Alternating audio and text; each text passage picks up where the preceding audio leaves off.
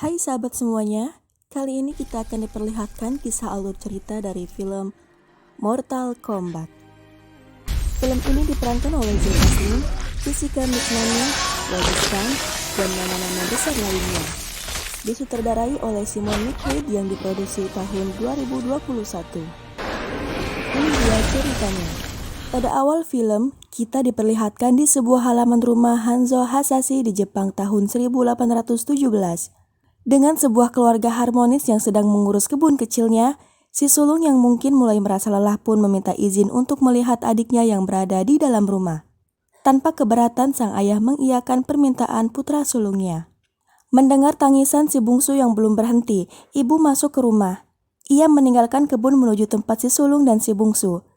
Seketika, bersamaan saat si ibu menenangkan si bungsu, terdengar kegaduhan di luar rumah. Penyerangan terjadi. Dan seorang pria dari klan Shirai Ryu pun sudah terbunuh. Menyadari hal tersebut, kompak ibu dan si sulung menyembunyikan si bungsu, lalu beranjak keluar melarikan diri. Terlambat, seorang pria yang nantinya kita tahu bernama Bi-han lebih dulu berhasil mencegat. Bi-han yang merupakan pimpinan klan Lin Kuei, ia bertanya di mana Hanzo Hasashi. Di tempat lain, Hanzo yang masih menimba air lalu hendak mengangkut tiba-tiba merasa bahwa ada yang tidak beres. Ia pun bergegas meninggalkan mata air dan beranjak pulang ke rumah. Sesampainya di rumah, ia mendapati sebuah kejutan berupa jasad istri dan anaknya yang sudah dibekukan. Ia pun hanya bisa meminta maaf pada dua jasad yang sudah tak bernyawa itu. Mengetahui hal itu, Hanzo tidak tinggal diam. Dirinya yang memang ninja terbaik tentu bisa mengalahkan komplotan yang hanya main serbu itu. Hingga sampai pada 1 lawan 1, Hanzo dihadapkan melawan Bi-han, orang yang telah membekukan istri dan anaknya. Pertempuran dimulai. Semakin sengit saat keduanya mengeluarkan jurus andalan, saling tikam. Tetapi pada akhirnya, pertempuran 1 lawan 1, Bi-han mampu melukai Hanzo cukup parah, hingga akhirnya dia tidak bisa bergerak lagi. Dalam nafas terakhirnya, Hanzo mendengar tangisan anak bungsunya yang sempat disembunyikan di balik lantai kayu, dan ia pun meninggal. Raiden yang datang terlambat menemukan sang anak dan memutuskan untuk mengamankan satu-satunya keturunan Hanzo yang tersisa. Waktu kemudian bergerak maju ratusan tahun. Di masa depan kita diperlihatkan dengan sosok Cho Leong. Dia adalah seorang petarung kandang yang pernah mengalahkan sosok legenda petarung kandang yang sangat terkenal di masanya. Cho Leong memiliki tanda lahir berwarna merah yang menyerupai bentuk naga. Dan pria bernama Cho Leong itu sedang bersiap-siap mengikuti pertarungan. Kali ini ia akan melawan Ramrez, petarung bagus yang berpengalaman. Benar saja, di tengah gemuruh teriakan di luar ring. Akhirnya Cho Leong menyerah dan dikalahkan oleh Ramrez, padahal selisihnya hanya sedikit. Kembali lagi ke dunia luar, Shang Tsung yang merupakan orang brutal, kejam, dan sangat mematikan. Dan seluruh alam menyampaikan ramalan yang semakin condong ke pihak mereka. Dan pertarungan ke-10 ini kemungkinan mereka akan kalah jika sang jawara berhasil dikumpulkan. Namun Bi-han yang kemudian menyebut dirinya Sub-Zero membantah. Menurutnya ramalan itu tidak ada, dan Hanzo Hasashi sudah menjadi hantu karena mati di tangannya. Kembali ke dunia, kita mendapati Jax yang sedang memata-matai Cho Leong. Di sini ia mencari tahu tentang tanda naga yang dianggap oleh Chole sebagai tanda lahir. Padahal lebih dari itu, Chole adalah sang jawara. Saat makan bersama keluarga, Chole dihadapkan dengan serangan hujan es yang mematikan. Mereka pun terheran, karena sekarang masih bulan Juli. Ada yang tidak beres, dan benar saja. Mereka kedatangan Sub-Zero yang diutus untuk membantai Chole beserta keluarga kecilnya. Chole mencoba melindungi istri dan anaknya dari serangan Sub-Zero. Jack yang rupanya menunggu Chole langsung menghampiri mereka dan menawarkan tumpangan untuk melarikan diri.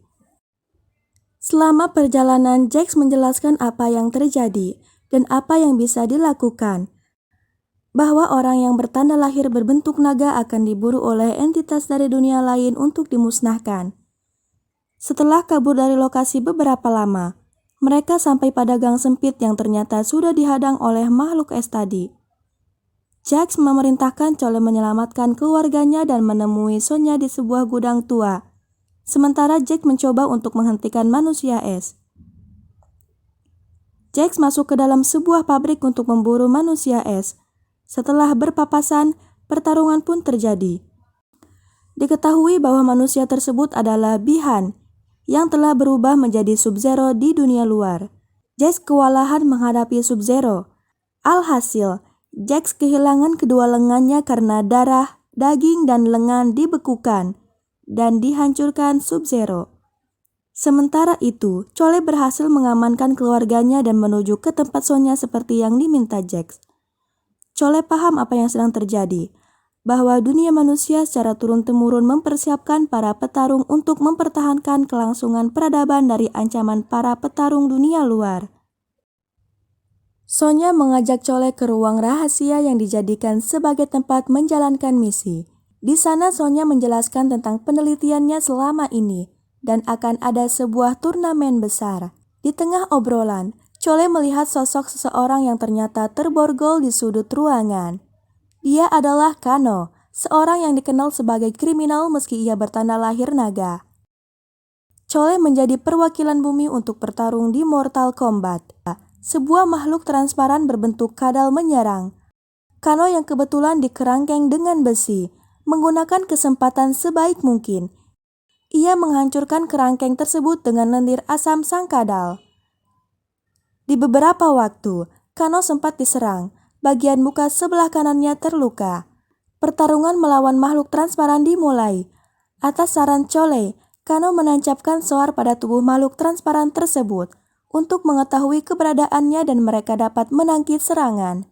Pada akhirnya, makhluk transparan pun berhasil dibunuh oleh Kano dengan mengambil jantungnya. Dan mereka beradu argumen. Dilanjutkan dengan membuat kesepakatan. Mereka bertiga berencana meminta jalan keluar kepada Lord Raiden di sebuah kuil. Tetapi hanya Kano yang tahu jalan menuju kuil. Mereka berangkat menuju kuil Raiden. Di tengah padang pasir, Sonya dan Kano bertengkar karena pancingan Kano. Dia tidak tahu bahwa Sonya adalah tim pasukan khusus. Dan Sonya pun berhasil mengalahkan Kano. Namun ia mencoba mengontrol emosi dan tidak berniat merebut tanda naga tersebut. Langkah kembali diterapkan. Sesampainya di sana, mereka disambut oleh pria yang bisa mengeluarkan api dari tangannya. Sempat pria ini menyerang Kano. Namun setelah tahu tujuan mereka, pria yang mampu mengeluarkan api memperkenalkan diri. Namanya Liu Kang. Dan dia mengarahkan mereka hingga sampai di kuil Raiden. Di sana, ia juga menjelaskan turnamen Mortal Kombat. Mereka yang menjadi sang jawara harus berlatih menemukan tenaga dalam mereka. Terlebih sekarang takdir dunia alam berada di tangan mereka. Maka bersungguh-sungguh dalam berlatih sangat diperlukan sebelum mereka didatangi musuh dari dunia luar. Musuh mereka ini sudah memenangkan 9 kali beruntun. Jika kali ke-10 ini dimenangkan oleh musuh, maka dunia akan berada dalam kontrol dunia luar yang kejam. Di sini Sonya juga bertemu dengan Jax yang dalam keadaan kritis setelah bertarung dengan Sub-Zero. Ketika mereka sedang berlatih, tiba-tiba Sub-Zero datang menyerang. Ditemani oleh Shang Tsung juga, mereka ingin memusnahkan semua sang jawara. Akhirnya, Lord Raiden terpaksa mengeluarkan kekuatan untuk membuat perisai yang dapat melindungi kuil. Tenaga terbesar itu berasal dari Arcana yang merupakan anugerah dari Tanah Naga. Dan inti dari latihan ini adalah menemui kekuatan dalam yang ada di Arcana. Karena tanpa kekuatan dalam tersebut, mustahil mereka bisa mengalahkan musuh. Di lubang pertarungan, Chole terluka saat bertarung dengan Kung Lao. Sedangkan Kano jatuh berkali-kali saat memasuki lubang pertarungan tersebut. Mereka sama-sama belum menemukan arcanya. Karena Sonya tidak termasuk dari orang yang memiliki tanda naga, maka ia tidak diperbolehkan masuk ke dalam lubang pertarungan. Maka ia memutuskan untuk menjenguk Jax. Akhirnya Jax sadar, namun ia cukup kaget dengan tangan barunya. Sempat Jax pesimis karena tangan baru itu tidak begitu membantunya. Namun Jax memiliki Sonya yang mampu membuatnya kembali bersemangat. Setelah berlatih, Liu Kang si pengendali api mengobati Chole. Pada saat itu juga ia bercerita tentang dirinya yang dulu hanya merupakan anak jalanan. Di saat jam makan malam, Kano dan Liu Kang sempat beradu mulut. Namun berkat hal inilah, akhirnya Kano menemukan arcanya berupa laser yang keluar dari mata kanannya. Setelah lama berlatih dan seolah tidak mendapatkan hasil apapun, Chole hanya bisa berharap, semoga ia mendapatkan arcanya. Chole duduk termenung yang selanjutnya dihampiri oleh Sonya. Dan dihampiri oleh Road Rider pun. Bercerita tentang keturunan Jawara. Tentang Kanzo Hasashi, yang sepatutnya Chole sebagai keturunannya juga memiliki darah keturunan Kanzo Hasashi. Namun ternyata, hal itu tidak terbukti. Hingga Lord Rider dengan kecewa hanya bisa melepaskan Chole untuk pulang ke keluarga kecilnya. Di lain tempat, Sangsung memperkenalkan pemburu handalnya, Nitara. Lalu ia membahas tentang peluang kemenangan yang akan mereka raih. Dan hanya bisa dilakukan tanpa perlu menunggu turnamen. Namun, mereka memiliki hambatan karena Cool Raiden sudah dipasang perisai, sehingga mereka tidak dapat masuk untuk menyerang. Seketika, Reiko pun memberi saran agar mengajak Kano yang memang memiliki jiwa pengkhianat untuk mengkhianati rekannya. Ia merasa terhormat dengan berdirinya Pangeran Goro di pihaknya. Dan Kabal menjumpai Kano. Kano yang rakus pada sebuah tawaran kemewahan pun termakan rayuan Kabal. Ia berkhianat hanya demi sesuatu yang belum pasti akan ia dapatkan. Kano berdiri di pihak lawan. Ia menghancurkan perisai yang melindungi kuil Raiden. Dengan begitu, pasukan Sangsung bisa menyerang kuil dan seluruh keturunan darah Jawara. Di sisi lain, Chole sudah sampai di rumah. Ia rindu keluarga. Tetapi, di waktu itu juga ia dihampiri oleh seorang tamu bertangan 4 yang tak diundang, Pangeran Goro. Mengetahui celaka ada di depan mata, Chole menyuruh anak dan istrinya untuk menjauh. Namun sayang, Chole yang masih terluka sangat mudah dilumpuhkan. Melihat Chole yang semakin terdesak bertarung dengan Pangeran Goro, istrinya yang bernama Alison meraih kapak dan memukul Pangeran Goro si tangan 4. Ia memukul atap mobil dan itu berhasil hancur. Melihat keluarga kecilnya yang tak berdaya, Chole semakin emosi. Ia tidak bisa membiarkan istri dan anaknya dilukai. Maka saat itu Chole bangkit dengan sepenuh tenaga. Ternyata, emosi kuat untuk menyelamatkan orang-orang yang disintainya. Chole berhasil menemukan arcanya. Pertarungan sengit dimulai, saling pukul, lalu menyerang.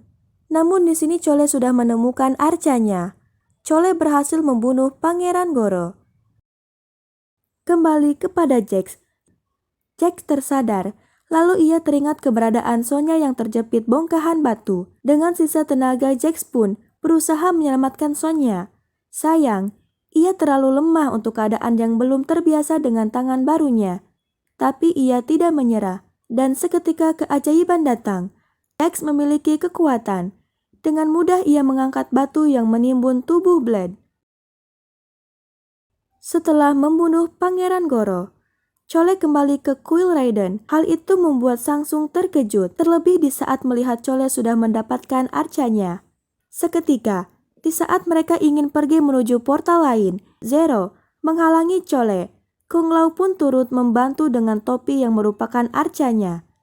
Tetapi naas, Sangsung murka dan menghisap jiwa Kung Lao. Di kejauhan, Liu Kang yang tahu bahwa jiwa saudaranya akan dihisap oleh Sangsung merasa sangat marah. Liu Kang ingin menghentikan Sangsung. Jelas ia bukan lawan si jiwa paling kejam itu. Maka Chole tidak membiarkan Liu Kang ikut menjadi korban berikutnya dan pergi menuju portal lainnya.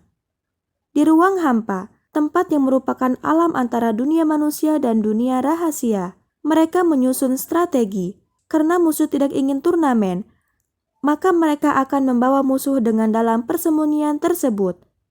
Para petarung bumi berencana memecah belah para petarung dunia luar dengan membagi lawan di tempat terpisah. Jax melawan Reiko, Sonya melawan Kano, Liu Kang menghadapi Kabal, Chole versus Milena, dan Sub-Zero sebagai lawan terakhir yang dihadapi bersama. Di posisi lain, Chole bertarung dengan si pemburu handal. Setelah saling tikam, Chole terdesak. Seketika pula Sonya hadir dengan kekuatan barunya. dan membunuh Nitara dengan mudah. Chole bertanya, dan Sonya menjelaskan tentang Kano si pengkhianat sudah mati.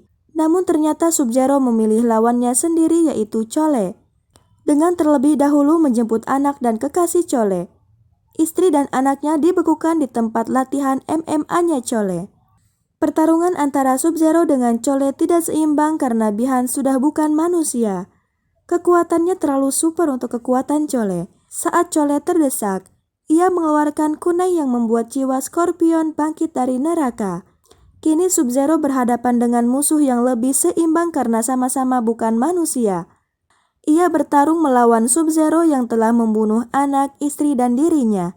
Setelah sekian lama saling menyerang dan melumpuhkan, pertarungan sengit terjadi, sementara Chole berjuang untuk mengeluarkan istrinya dan anaknya dari balutan es. Pada suatu kesempatan, Chole sedikit membantu Scorpion hingga bisa melancarkan serangan balik yang tidak mampu diatasi Sub-Zero.